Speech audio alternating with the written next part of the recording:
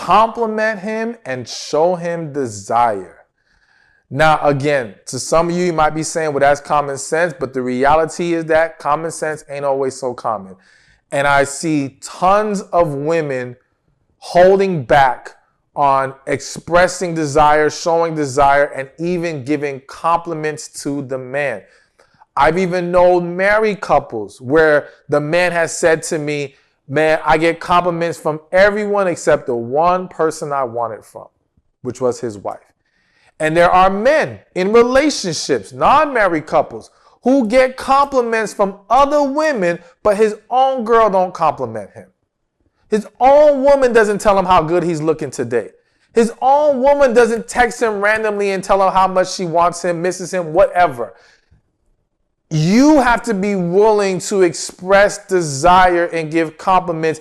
And that is something that feeds a man's heart, that in a way that, yes, is going to make you more valuable to him, because it's not something that men get from women all the time. It's something that men are being told they have to give to women. They have to make sure they compliment, which I'll admit, some of them are doing a poor job at it as well.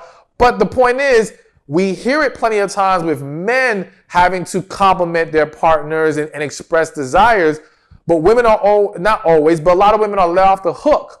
And it's almost like being allowed to hold back. All right. And it's this fear of being vulnerable.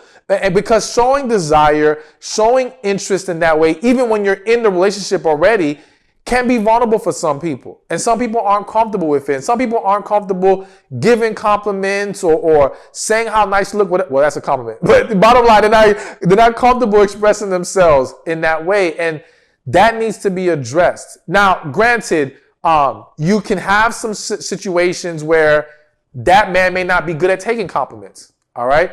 So in fairness, you want to find out about your specific partner's needs. And is he someone who maybe his love language is words of affirmation, and he loves those compliments, and he loves when you show him desire randomly? Other guys may just be happy that you are loving them in other ways, and you're there for them, and you're loyal, and so on and so forth. So you do want to find out what is going to speak to that specific man's heart. But I do believe in general, all right, it is always good to be willing to speak to your partner in that way and express that desire. Which brings me to number 5. Initiate the intimacy. So listen, now again, let me throw this disclaimer out there. I know many watching are people of God, and if you're not married yet, this is not me saying go out there and have some sex. All right, don't take it that way. But the reality is many of you are already engaging in intimacy and engaging in sex. And some of you watching are already married couples or a married person. And so I want to talk about this topic within the dynamic of people who are engaging in intimacy already. So now listen, I can't tell you how many times I've heard a man talk about how the woman never initiates the intimacy. Not saying every woman does this. Some of y'all may be more horn dogs than your partner is, all right?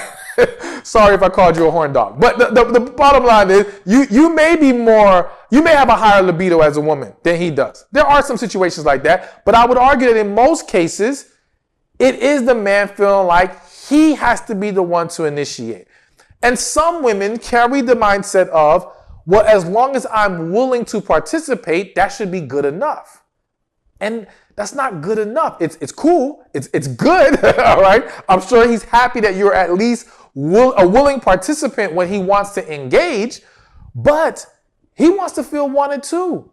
He doesn't want to feel like he has to be the one to start things up. And again, it goes back to showing that desire, expressing that interest.